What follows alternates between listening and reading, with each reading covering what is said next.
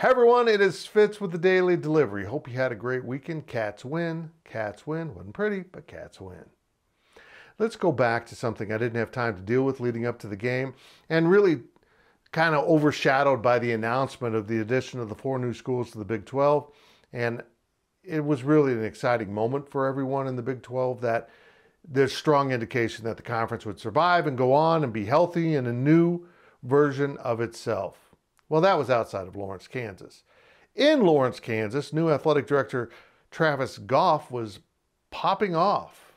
And really, if you step back, there's nothing wrong with what he said. It's when he said it. It was the equivalent of asking the widow out on a date at the husband's funeral. Timing, man. Hold off on that.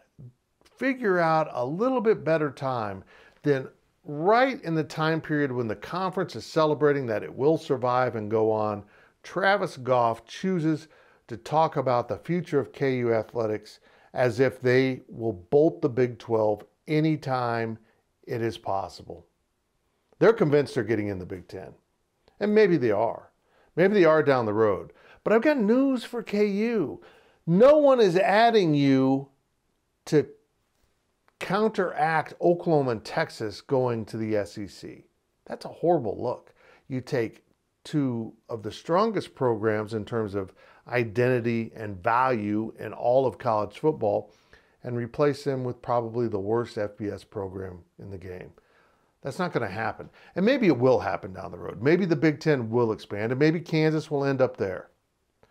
But you don't talk about it on the day of solidarity when you should be celebrating the return and health of Big 12 football into the future because you added 4 really good programs.